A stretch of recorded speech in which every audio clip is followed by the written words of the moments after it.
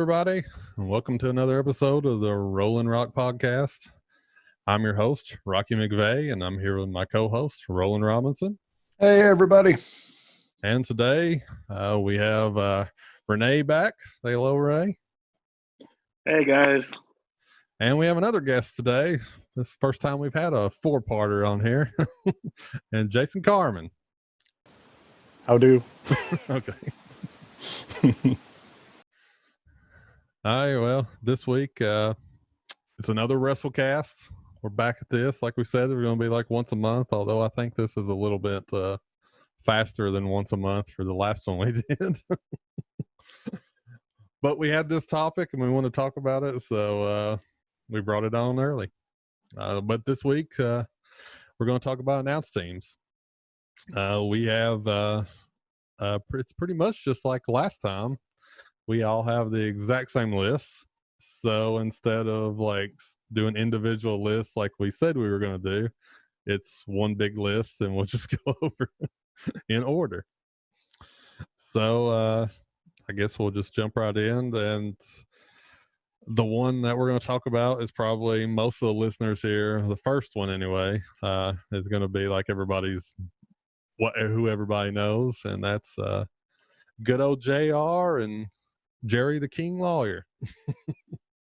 Now, I mean, if I have to put them on my list, I would say that they're my number one. Like, of all the announced teams that I've ever listened to, when I think of announced team, I think of JR and King. Yeah, I totally agree with that. Yeah, most people grew up with King and JR. They started working together around 96 and were together until about 2008 or so. So most people growing up in the Attitude Era definitely grew up listening to them. Sometimes, occasionally, they'd have a third guy in there with them, like Vince or Coach. But for the most part, it was almost always them two. Personally, they would be like my number two favorite team when it comes to commentating.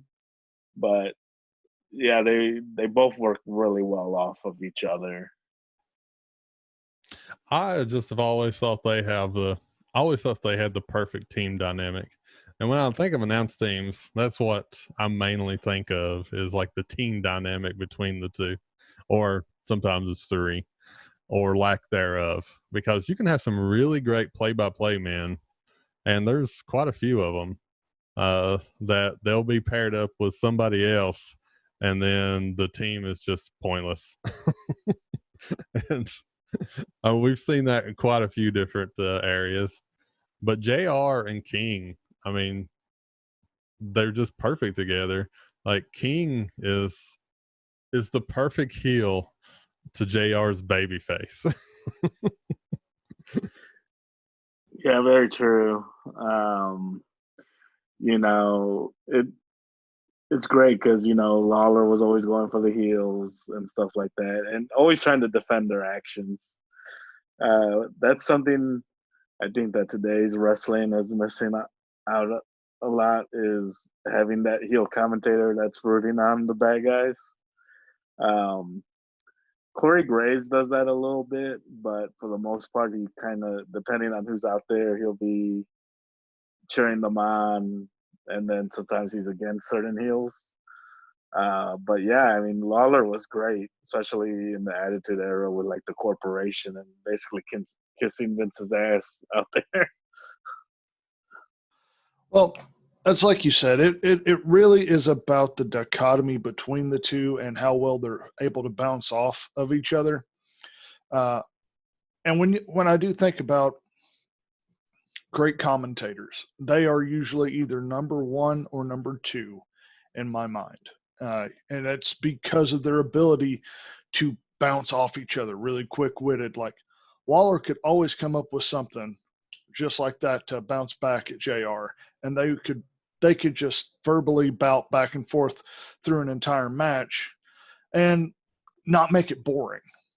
And that's one of the reasons I really like Lawler, because they can, just bounce off each other and make it entertaining. And to me, that's one of the great and wonderful things that announcers do. They make it entertaining. Because have any of you guys ever been to some of these, house shows? I'm sure we all have. So some of the house shows get a little. Some of them they can kind of get into a rut and like halfway through the house show, and that's where your announcers come in. Like if you're watching the show, that's where they come in, pick you up, and carry you through, and just amplify the performance, in my opinion, of the wrestlers. Yeah, I agree. Like the announce thing. When I think of honestly, when I think of wrestling, a lot of times, it got more exciting later on. But like especially like if you go back to like the 80s, a lot of times the in-ring match wasn't all that exciting because there wasn't the high flying moves as much back then. But if you had a really good announce team during that match, they would hype the crowd up and keep you in it. It didn't matter how slow the match was going. They would get you excited. And a good play-by-play man would do that big time. And I always, I always thought JR could say something with his slobber knocker or whatever he wanted to put up on it. Slobber knockers or barn burners. Sometimes it wasn't a barn burner. It was not a slobber knocker when he was saying that. It was a bowling shoe ugly, as he would say sometimes. This is like a one-legged man in an ass-kicking contest. But he would get you into it by saying stuff like that. Oh yeah, yeah. I think JR will forever go down for his announcing during the Hell in a Cell match. With, Foley being tossed off. That man has a family and he's been broken in half. And my God, yeah, he's broken in half. He's got a family. I have to say that I really the one thing. I think one of the real reasons I liked, because like a lot of times when you have like you have that heel baby face dynamic on the announce teams, you have you see them as the heel and the baby face as well. So you'll like a lot of times that's the way the crowd sees them. So they won't like one of the announce team because they're the heel, and that's just the way it is. Just like you don't like the in-ring heels. But no one didn't like Jerry Lawyer. It didn't matter. Like everybody liked him, even if he was playing the part of the heel. And yes, sometimes you were like, "Shut up, King," but you still liked him, right? He was just the happy to be there heel,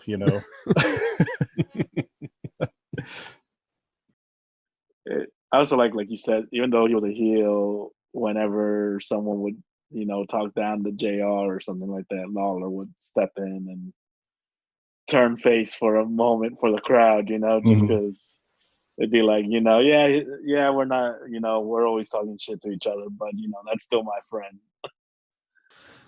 Well, should we go on to our second one on our list? And that is Bobby Heenan and Tony Schiavone. And this comes from the pretty much, this is from the Nitro Raw days when this was going on. And this one, I know it's not everybody's second, but it is my second. And I made the list of how it goes down, so that's why it's on the list on second. But they are my second. It's sort of like the same thing with, to me, with King and JR, because Bobby is the perfect heel. God, I love Bobby. But he is the perfect heel and always was. And he matched Schiavone quite well, even though they did have a third guy, a random third guy every now and then. When you think about the two, you think about Bobby and Schiavone. You don't think about the third guy. Yeah. Like, I don't even remember half of the people that were the third guy in the announce team. Yeah, I didn't grow up watching too much Nitro. I've always been more of a WWE guy.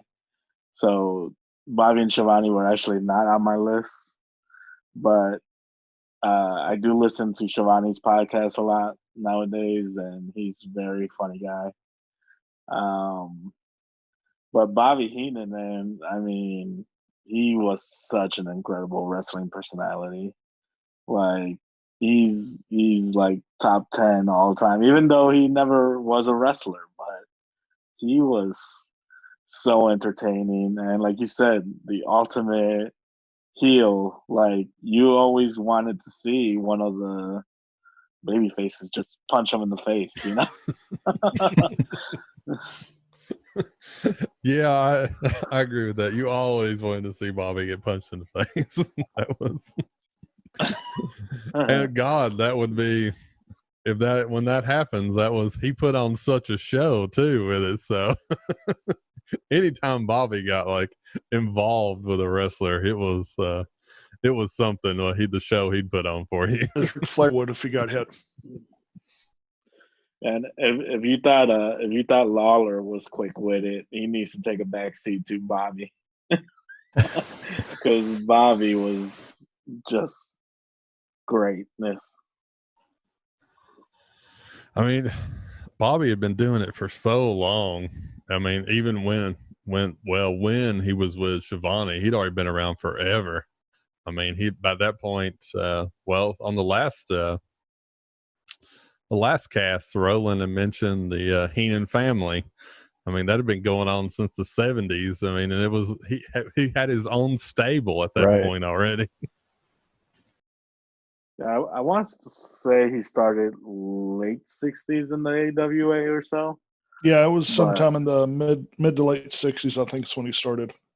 Yeah, and then he came to WWF at the time around 84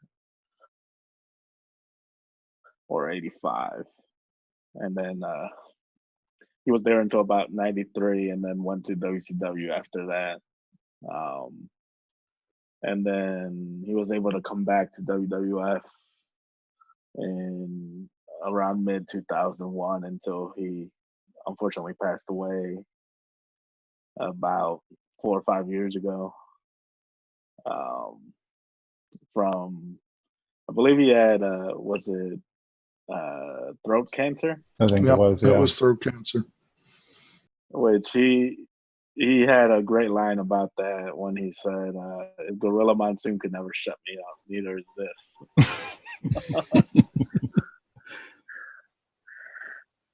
I'll have to agree with you, though, as far as the announcing team. Now, to me, this would almost be my number one announcing team. Because I like Shivani. I think Shivani is a great play-by-play guy. Has a lot of excitement that he brings to announcing. He really gets into it. But Heenan,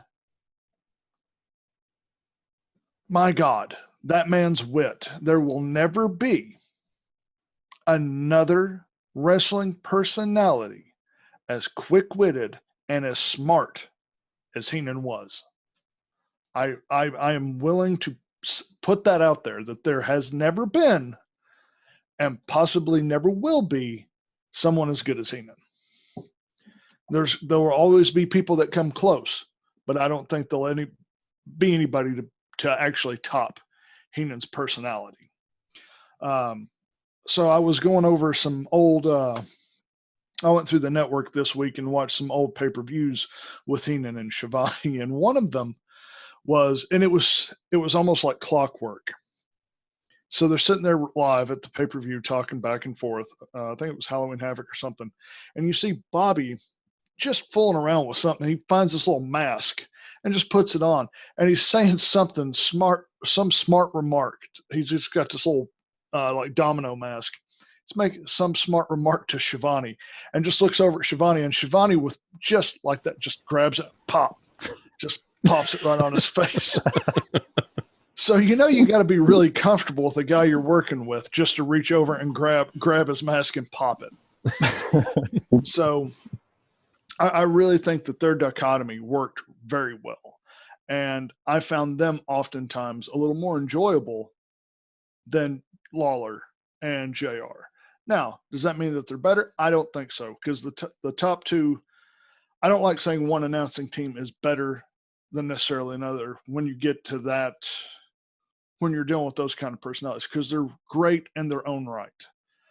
But personally, I kind of like that. I like Heenan a lot better as an announcer, just about anything he's in, especially with Gorilla, because I'm sure we'll talk about that later on. But I really do like those two. That's probably the announce team I've had the most exposure to, actually. Rocky, I think in the last one you said you were a diehard WCW loyalist. I was, and yeah. I was exactly the same. Up until it was unwatchable, I hardly ever watched Raw. And yeah, so yeah, I got a fondness for that particular announce team. So I this is a little off subject, but I want to put you on the spot real quick, Rene. When you started watching wrestling, where did you live, just out of curiosity? I grew up in the Chicago area. Okay. So I had this discussion with a friend of ours who's no longer with us, our friend Joe, because he lived in Massachusetts when he started watching wrestling, and he was a big WWF and ECW fan. Never really watched a lot of WCW. Now, but me, Rocky, Carman, we all grew up in fairly the same area, and we all loved WCW. So that's the reason I ask, is because I think it's a regional thing. Like if you grew up in the South or around the Mason-Dixon, you were a WCW guy. If you grew up in a more urban or well-populated area like a larger city, you watched WWF. So it was just something I was curious about. Yeah, definitely. I mean, I think when we all started watching, it was still very territorial. Yeah. Which, I mean, we're talking, I was born in the mid 80s, and when I was born, I think AWA was still kind of in the Chicago area and stuff like that. But, Vince, his company just caught on fire so much that, he pretty much bankrupted everyone else. Yeah. And, but yeah, I mean, I agree with you. It's I grew, WWF was always New York, or the North company. North, yeah. And WCW was always the Southern company, Atlanta and all that. And when NWA, WCW tried going into like Chicago and stuff like that, they weren't that successful, unfortunately. I also think that was also because of the different styles of wrestling too. Yeah. There's definitely a different style between the guys that wrestled in WCW and the guys that wrestled in WWF, especially back in the day. Now, not so much. Yeah, I mean, I will say WCW did go to certain towns that, WWF never really went to, unless it was just like house shows and stuff like that. But WCW was never able to break into like Madison Square Garden or anything like that either. Oh yeah. But, sorry to derail the conversation, gentlemen. That was just something that just popped in my head. Oh no, it's all good. And actually, I think that's a good way to open up for the next team on the list, since we're talking about stuff I grew up on, which also includes Bobby and Gorilla. Great team. Which is my number one team on my list. They were so good together, and I think, they had the same dynamic as Lawler and JR. It was straight heel and face dynamic. and Bobby would always have his one-liners, and Gorilla would tell him, "Will you stop with that nonsense?" or threaten to beat him up or whatever it is, but would never actually take a swing at him. And I think that what helped with them a lot is that they were both best friends in real life. They both had such a great friendship. I remember when Bobby was inducted into the Hall of Fame, well, the one thing he said is he wish Gorilla was there to, witness it. But they had such a great dynamic, and if you want to see like a great performance by them two, I believe I recommended it on one of the other podcasts. Was to watch the Royal Rumble 1992, mainly the main event where Bobby's just cheering on for Flair that whole match. Which one was that? Was that the Egyptian themed one, the one that was outdoors? No, you're thinking of WrestleMania 9. Yeah.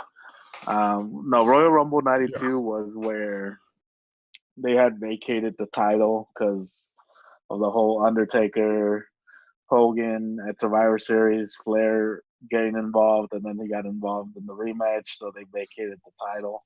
Okay. So they ended up putting the title on the line during the Royal Rumble match itself. And there's probably like 15, 20 Hall of Famers in that match alone. And a lot of people still consider it to be like the best Royal Rumble of all time. But yeah, I mean, Bobby just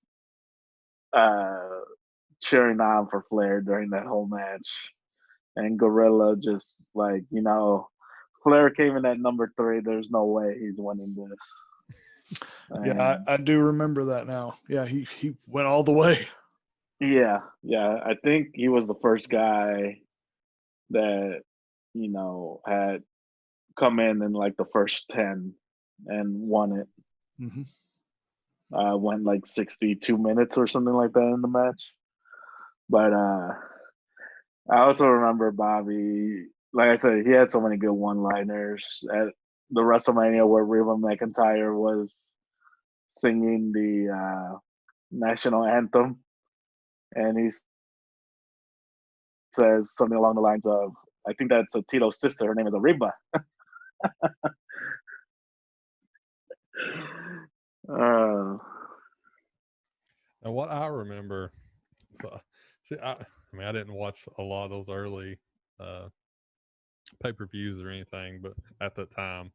But what I remember Bobby and Gorilla from was the show that was on. I guess it was like it had to be on USA. Everything was on USA with them. But the show where they just showed wrestling clips. I think it may have been called like All Star Wrestling. And it was either All Star or Prime Time. But it was just like, it was almost like a talk show. And it was Gorilla and Bobby. And Bobby just like, I loved it, the dynamic between the two of them, because they were, it was always back and forth. And of course, it was just them in a studio for most of this. So, what was it? Tuesday Night Titans, maybe? I can't remember the name of it. But I remember it was the talk show. It was WWF's show at the time. It was on USA, but it was it seems like it came on like a Saturday or a Sunday. But anyway, they went back and forth, and they'd come back to the studio with them, and Bobby with the ham and eggers and back and forth. He was always rooting for the heels, and one thing I always remembered about Bobby, in the Gorillas Monsoon days and when he was with Shivani, was how when the heel would cheat, he would root even harder for the heel and be like, "I didn't see him do it. He didn't do anything. It was fine." You're seeing things, Gorilla. You need your eyes fixed. that was fair. Bobby was great at that. It was like it didn't matter what happened, he could overlook it, and it was perfect. It was just comic timing. And when they were doing that like studio show, I always remembered. I was just like, Gorilla would come back. He just cheated. Bobby's like, I didn't see nothing. I don't know what you're talking about. My favorite is the barbershop segment where Sean throws Jannetty through the window, and Bobby's like, "Did you see that? He tried to throw himself out the window to get away from Sean."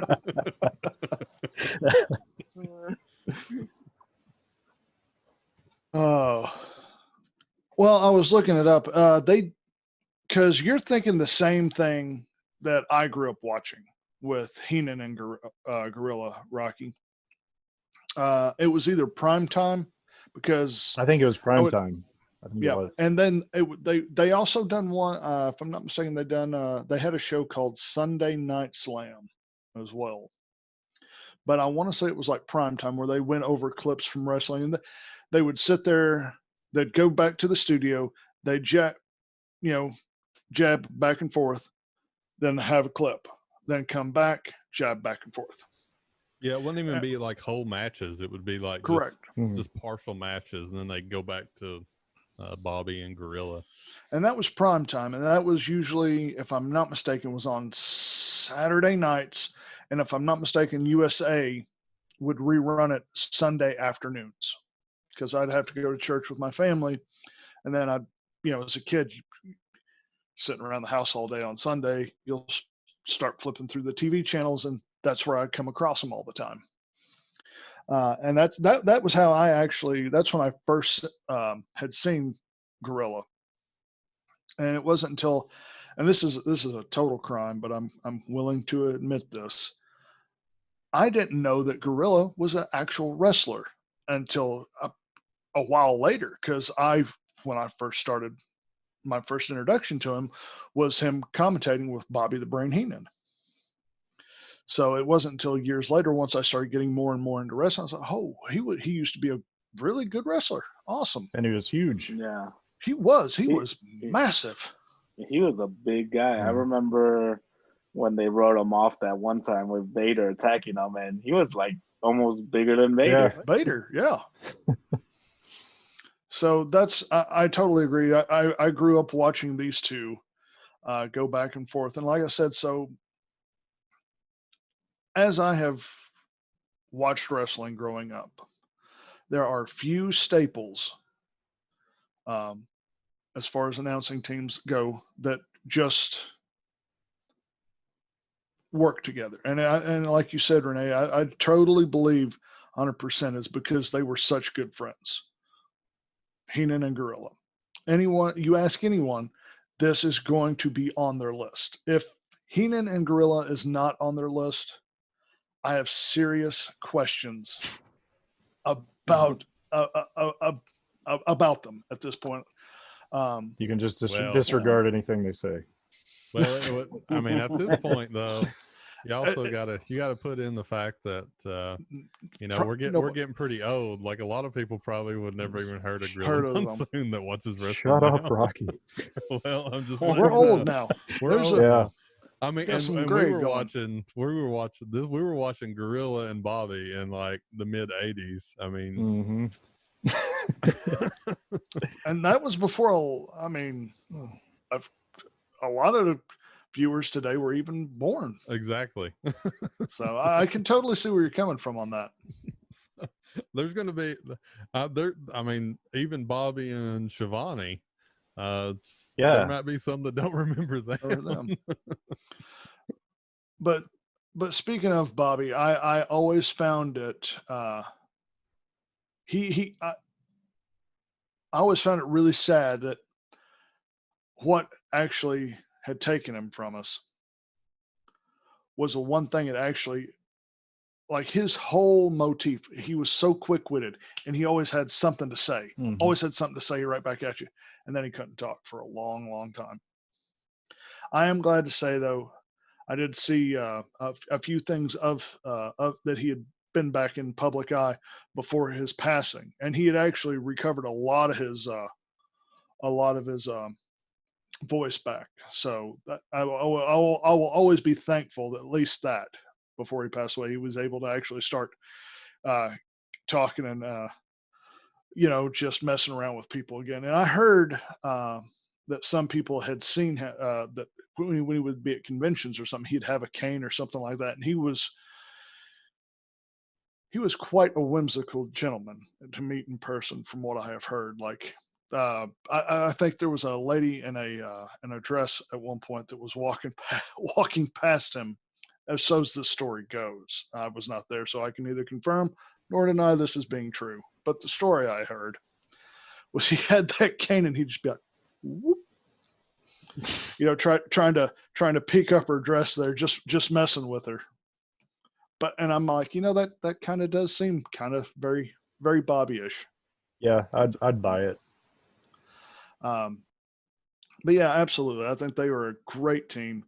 And like I said, Rocky, I think you grew up watching the same thing I did on Sunday afternoons.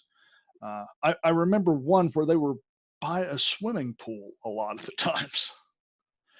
And if I remember right, I think that duo on that show actually started as a filler, because the first episode of Primetime, they're both sitting there, and Gorilla actually is talking, hey, Jesse was supposed to be here, but he's off making a movie. And this was 1986, so he would have been off doing Predator, which means they had to put in Heenan to fill in for him. And it couldn't have been better. It was a wonderful decision. It's a happy accident, basically. Absolutely.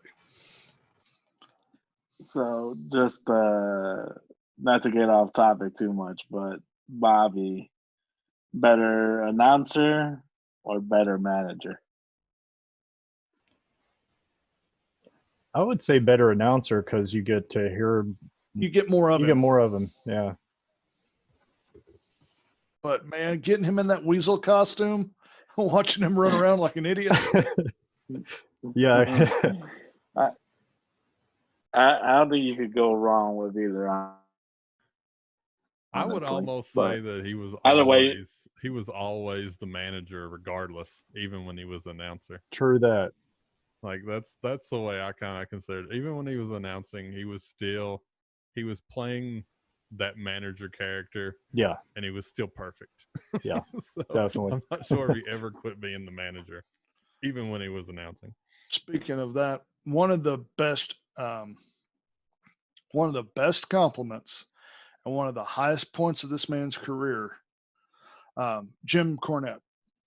Jim's a very polarizing man. I will say this. Love him. You either love him or you hate Jim.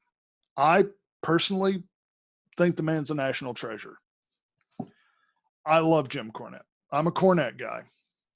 But Jim was talking that when he came into WWF, he's from here in Louisville, Kentucky, and he's a Kentuckian. So when he got called up to go there, he actually moved up there, if I'm not mistaken, for a while.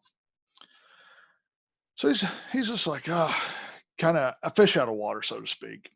And when he's there, he said one of the nicest compliments he ever got was the introduction that Heenan had given him. Heenan had set it up to where the crowd wanted to tear him apart. And he's like, because he walks in, he's like, I have not met Bobby. He's like, I knew Bobby, and I'd spoke to him here and there, but that was about it. And then, so when he comes up there, Bobby's giving him a hug in the ring, talking, and like, oh, this is my great friend Jim Cornette. And so it automatically just pulled heat from the crowd directly onto him. And he's like, that was the greatest thing in my career, was when I was introduced by Bobby Heenan. And Jim's had a long career in wrestling. Yes, he has.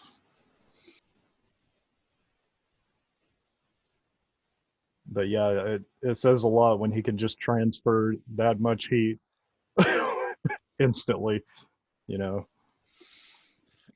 I don't know. I mean, I do remember like Heenan as a manager, and then of course I know him as a announcer. Even though he was the playing the heel, I still liked him just as good as the bad guys I did as him being a baby face. So so I never could hate on him the way I would anyone else.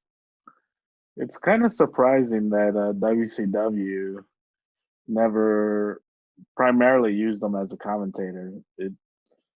They I don't think they ever really used him as a manager except for maybe, a handful of times. Um, I'm wondering if that was WCW's choice or if that was Bobby's choice. I, I don't know. I think that would be possibly a little column A and a little column B, because you got to think as an announcer. I mean, he's probably still getting paid good, and he doesn't have to do all that much. I remember there's that story about his neck injury. Yeah.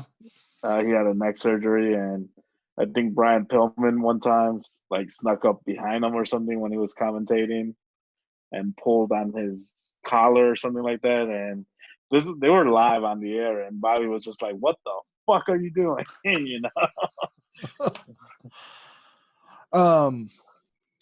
And this may actually have something to do with it. Now, this is just me pulling something out of thin air.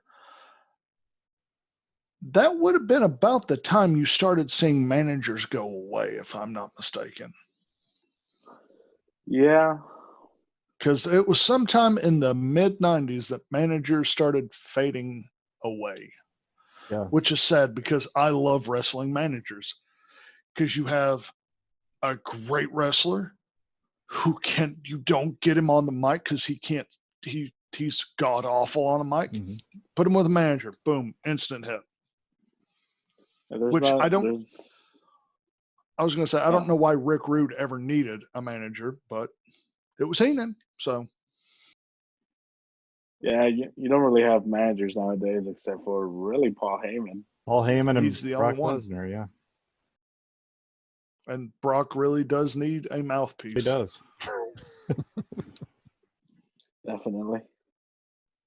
So you gotta give it to old Paul. Somehow he managed to be the last one standing, so to speak. Yeah. So who's next up on our list? Well, next is one that me and Rene agree on, and that's Michael Cole and Taz.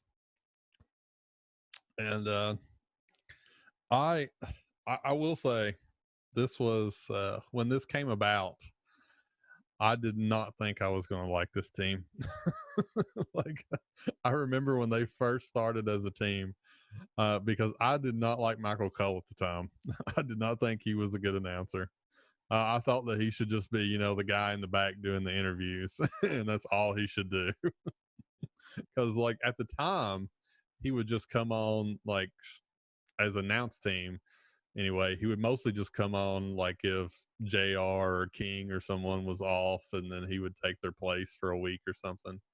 And then, they put him on as a full-time announce team and then put Taz in there. And I was really surprised how well they did together and how good of a team they were.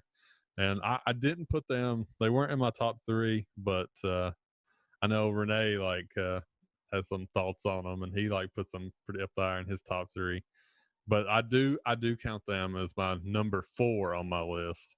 And I think they were really good together. And especially Taz. I didn't expect Taz at all to be a good announcer.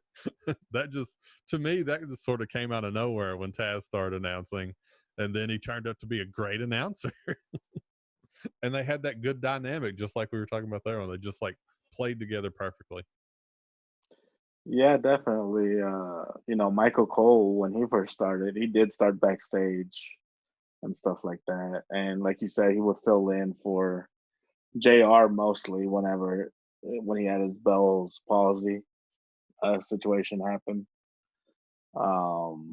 But yeah, like you were saying with Taz, you I didn't think he'd be a good announcer either. And then when they decided to do the brand split in 2002, where Raw was going to have their own roster and titles and announce team, and SmackDown would do the same.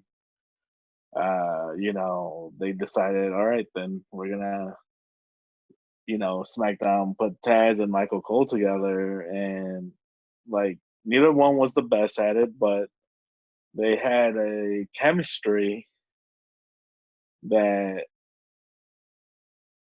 was really good. I think what helped them too was that they ended up becoming, like really good friends as well. And this was also, I know a lot of people hate on Michael Cole nowadays, but this was also before, they had to chill products every, during matches and all that shit. And I think he could be a good commentator still when he doesn't have someone in his earpiece telling them what to say or do all the time. But yeah, I mean, they worked as a commentary team together for about 4 or 5 years. And like I said, they had really good chemistry, and it helped a lot with the first couple of years of SmackDown. Yeah, like at that time, I was not a fan of the SmackDown roster at all. I have to say, like I much preferred Raw, but probably the real reason I watched was because I got to where I liked Michael Cole and Taz announcing, and even if I didn't like a lot of the roster on the SmackDown side, I still liked listening to Michael Cole and Taz, and it was just I just tune in if not for nothing else to listen to them. It's sort of like, I mean, there was times, Raw sucked, but you'd tune in and still get a good chuckle of King and JR going back and forth. And so, like, I think they made SmackDown for a while during that whole time. I think what helped SmackDown, like even though they didn't have like the big names, was the wrestling on that show. A lot of people call it the SmackDown Six because Paul Heyman was in charge of the SmackDown at the time, so he put a lot of emphasis on Eddie, Chavo, Rey Mysterio, Kurt Angle, Edge, and Benoit to deliver wrestling. And then you had, Undertaker there, and you had the emergence of Brock Lesnar, and that's when John Cena started as well, and started making, it took him a few years to get up on the card, but it all started right there on SmackDown. I have to say, to this day, I really like John Cena as an actor, but I still don't like him as a wrestler. I never have, even though that whole like, now can't see me. I think a lot of people didn't like him, but I think now that he's away, they appreciate him more now that he's not there, and kind of miss seeing him. Well, it's like Jim Cornette said, you can't miss me if I'm not gone. But I'm sure John Cena could be its own episode, so we won't get into him that much. No. But I will say one thing.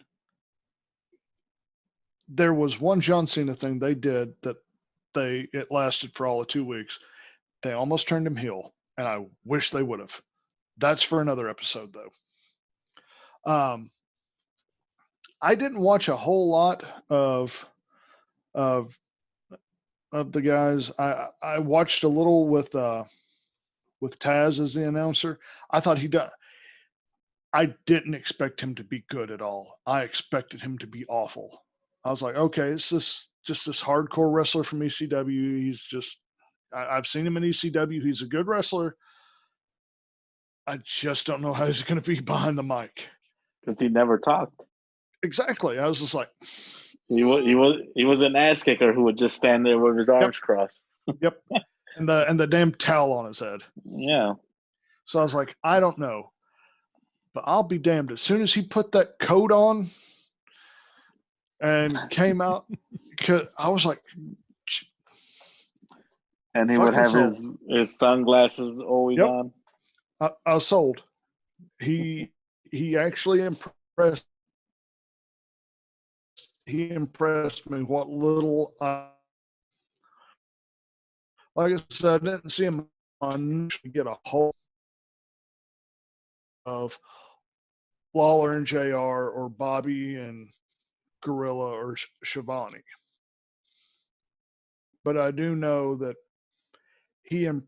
what little time I did get to see him, he impressed me enough that I remembered him, and I remembered how decent of an announcer he was. So, what about you, Carman? Did you see Cole or Taz? I was not familiar with that pairing actually. I knew it was a thing, but I didn't really. I wasn't watching then. I don't think. Yeah, it was about the time I think I think me and you may have stopped watching wrestling right about the same time. Yeah, right around the John Cena, his early years. Yep, right around the early 2000s. Yeah, and the late 90s when WCW got real bad. Oh my God. That could be its own episode too. And I think it should be. I think it should be because there we go. Mike Awesome, the '70s guy. the fat chick thriller. The fat chick thriller. Jeez. Yeah, we do have a few.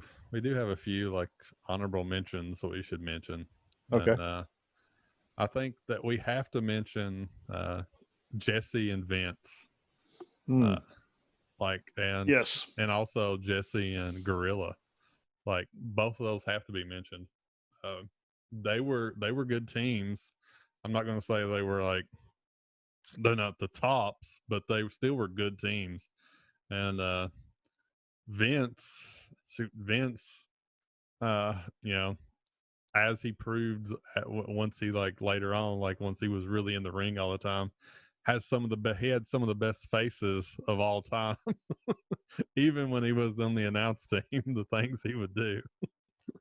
Which, I mean, he was on the announce team quite a few times, but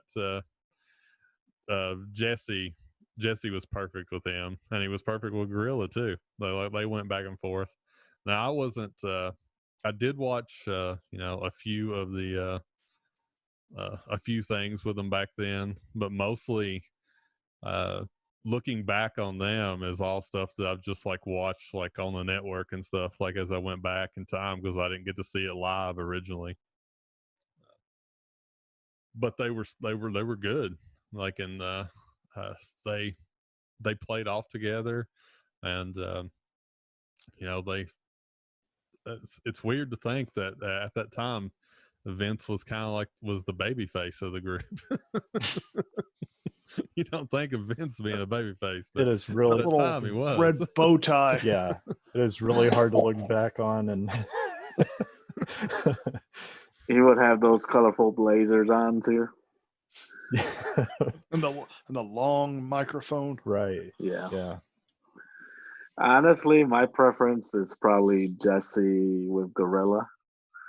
They commentated the first 6 WrestleManias, and no matter how much time passes by, I'll always remember Gorilla when Andre and Hogan were facing off at WrestleMania 3, and he does the immovable force meeting the unstoppable force meeting the immovable object line. I mean, it's one of those big WrestleMania moments, man, and Andre was just bigger than life, man. And Hogan is a big guy too, and he was tiny. next to Andre. Shrimpy. Yeah. I have heard instances where Hogan was legit worried about if Andre was actually going to go with he's going to let me win. I've heard there was a little bit of a rumor there that Hogan was a little worried that wasn't going to happen. Yeah, like I don't know. Have you guys watched the Andre, Yeah. the HBO special they did? Yeah. Yeah, I watched it. In that, like Hogan talks about that, he was like Andre didn't always do what he was told, and no one told Andre what to do. He made up his mind on his own. And Well, I mean, really, are you going to tell what the giant in the ring in the middle of it? No, you can't do that. No, absolutely no. You're not going to do that. You're not going to tell him. He's going to do what he wants to do when he wants to do it.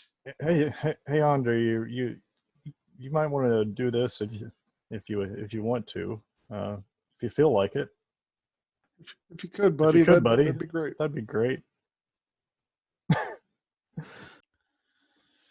yeah, Andre was such a big guy. I like had a conversation about with another friend of mine, and we were talking about how big he really was compared to other people.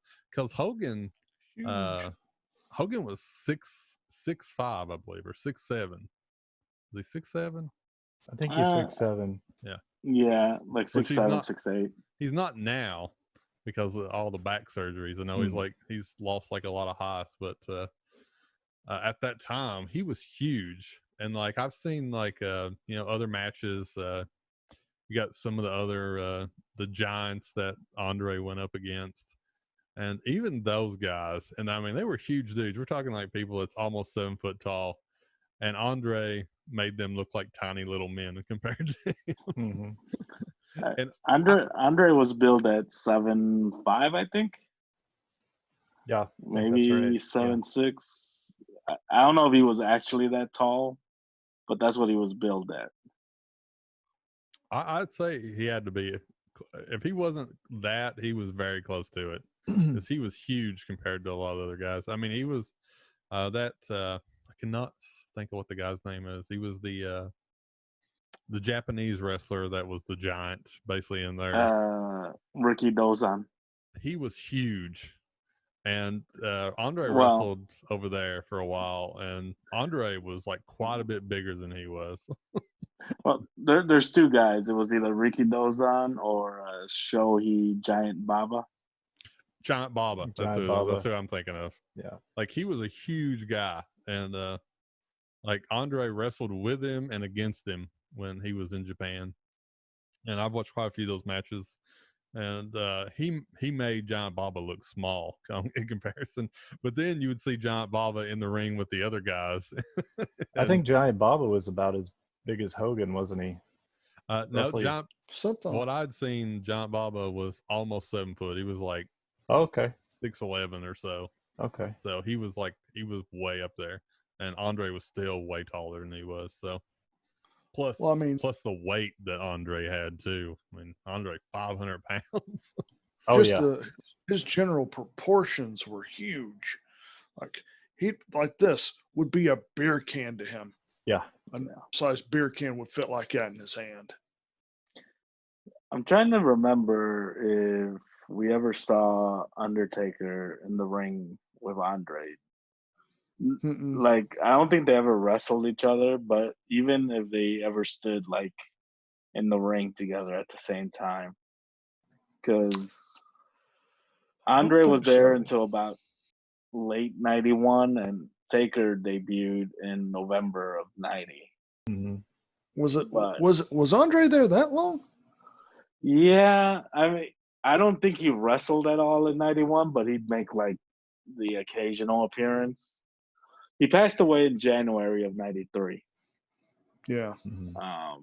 But he made like the occasional appearance, and then I guess him and Vince had a bit of a falling out, and Andre appeared on one of the Clash of the Champions. but he didn't actually wrestle. He just like showed up backstage or some shit. But I guess we sidetracked.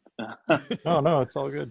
Yeah, it's all good. That's part of great conversations, Yeah. though. That's part of our. Yeah. That's always been. We have more sidetracks on this podcast than we do like themes. I think it's always been that way. Even when we used to do the old podcast, we were that way. When most of the conversation was a sidetrack. And now we've done a sidetrack of the sidetrack. Exactly.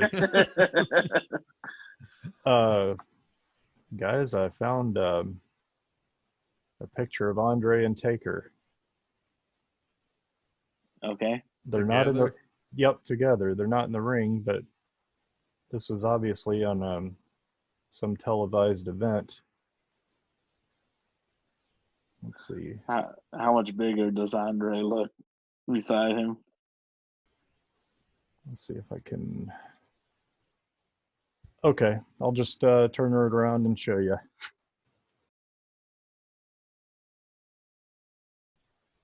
Okay, yeah. So that's Oh wow. Yeah, I wouldn't expect that actually. That Taker was that tall. Yeah, that's yeah. I mean, Taker's always been listed at about 7, but I think he's like 6'11" in real life, 6'10". Yeah, I would say that's about right. Which Andre did. They said he lost height too, like later in his life because of all the back injuries. Like yeah, you can kind and he had some bad knee injuries too, I think. You can kind of tell in that photo he's kind of a little slouching a little bit. Yeah, because I mean, they said when he was filming Princess Bride, like he couldn't even lift up Princess Buttercup. Like Right. They literally had to put her on wires. But what I was saying though, the Hulk. I'd actually seen some interviews with him too, but with all of his back injuries, like he said that one time, because he's like got some length back now, like as he's had those surgeries. But he said at one time he fell to where he thought he was about 6'1" from what he used to be. That's a huge amount of height to lose due to injuries. I can't even imagine that. That seems insane that you from just getting your injury in your back, you can lose that much height. Oh yeah. All them leg drops, man, to the tailbone. Right. I guess once so many discs in your vertebrae are compressed, that'll take some inches off you. Well, I guess since we've sidetracked and sidetracked again and sidetracked for a third time, we'll get back on topic and just say that I think we've went over like our favorite announced teams, and I think most of us just has to say that most of us we're not into the announced teams now. Like I have to say that I don't find most of the announced teams to be that great today. And one thing I wanted to talk about before we go was AEW and the announced team there. So, like, I mean, 2 of the people on this announced team, JR and Tony Schiavone, I have as my number 1 and 2 for my announced teams. But the announced team for AEW is JR, Tony, and Excalibur. And even though JR and Tony are great play-by-play men, I don't like the team. And I don't think they do well, like on the show. And it has to do with the team dynamics. And it's mainly that where we look at the good ones, you have that good baby face and you have the heel, and that dynamic doesn't exist as much. I mean, Excalibur plays the heel. I don't say he doesn't. He's not up to the caliber of the baby face that is JR and Tony Schiavone. So you don't have somebody that's able to compete with them, in my opinion. And it just doesn't play well as a good team. And even though I like them individually, they're just not a team. And I think that's the problem when we're looking at announced teams. Like, you have to have the people that's on the team, they have to play well together. And if they don't, you're not going to have a good team, no matter how good they are individually. And I mean, there's quite a few other teams out there. I would say the same thing. I mean, even like when Michael Cole, I never thought he was that great until Taz came along. And then I was like, well, Michael Cole has surprised me. He's a lot better than I thought he was, because he had that chemistry with Taz. And yeah, because right after Taz, he got paired with Jonathan Coachman, and that was not good. no, that wasn't. I agree. Well, AEW signed Taz not that long ago, so I'm wondering if they're planning on putting him on the announced team, because I know he does commentary for AEW After Dark, I believe. But I'm wondering if they'll have him be on the main show, because I think if you put Taz in between Shivani and JR, I think that dynamic would be better. I'd agree. Yeah. I think that Taz could do a better job in Excalibur. I don't think Excalibur is bad. I just don't think he's like up to the caliber. Like, if he was with somebody else, they may actually have like decent chemistry and be able to play off of each other. But JR and Tony Schiavone, I mean, they're two great play-by-play men, and you need somebody that's going to get right in there, and somebody like a King or a Bobby. I mean, I don't think that it's going to be hard to replace those two with those. But I mean, and the good thing about Tony and JR is that, I mean, they've worked together a long time. I mean, yeah, they weren't. Tony pretty much was WCW for all the years he was in there. But JR worked with Tony for a long time beforehand, and then now they're back together. Yeah, I think what you said earlier is very true. There's not great announced teams right now, but there is good individuals. I just don't think they're paired with the right person. Like, I like Corey Graves a lot, and Mauro Ranallo on NXT. If you get a chance, check him out. He's very reminiscent of like JR. Like, he gets into the matches, he's yelling, gets super hyped.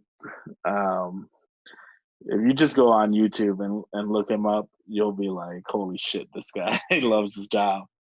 But I think but at the same time, he gets paired with, like Percy Watson and Beth Phoenix, so it doesn't sound as good. Nigel McGuinness, he's really good too. He does like the cruiserweights and NXT UK stuff. But like you said, right now there's not any like team that's like 100% good. But you have some really good individuals out there right now. Samoa Joe, even though he's only done it a few weeks, he comes off for very good too.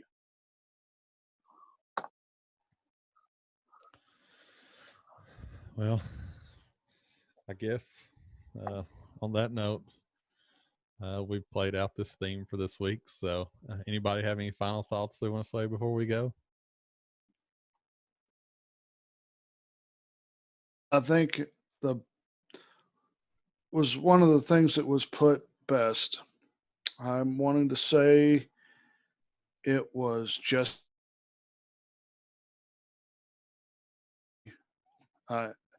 took Vince McMahon to court once over something that was, I think it was over commentating, because Vince didn't think commentating added that much to the wrestling experience. So what he did was he took him in court. I think he had set up WrestleMania 3, it was Ricky the Dragon Steamboat versus Macho Man. Let the jury watch that. Then let them watch it again, dead silent, on mute. And I think that's how he actually. I think he won that lawsuit because of that argument. Yeah, he got royalties. Yeah. And I think that's proof enough right there how important commentating and announcing is. It is a staple of any I think it should be the staple of any wrestling promotion. You got to have good announcers and good commentators. I mean, the few live shows I've seen, they're great, but without, the commentators, it's an entirely different animal. So, yeah, I totally agree. Yeah, I think house shows, like, they're not as entertaining because of you don't have that commentary team to go along. As mentioned before, I've been to a few WrestleManias and stuff like that. Like, that's a whole other animal, because if you have the crowd into the show, then you don't really miss the commentary that much. But yeah, if you go in person to like a Raw or SmackDown, you or a house show, you definitely miss on the commentary. I agree, but I think on that note, we can sign off for this week, and I'd like to thank Rene and Carman for joining us this week, and I'm sure you'll see both of them again. I know you'll see Rene again. Yep. Rene has pretty much become our third host, especially for the Wrestlecast. And depending on the topic, I'll be here more often, I guess. we might have to rename the podcast, gentlemen.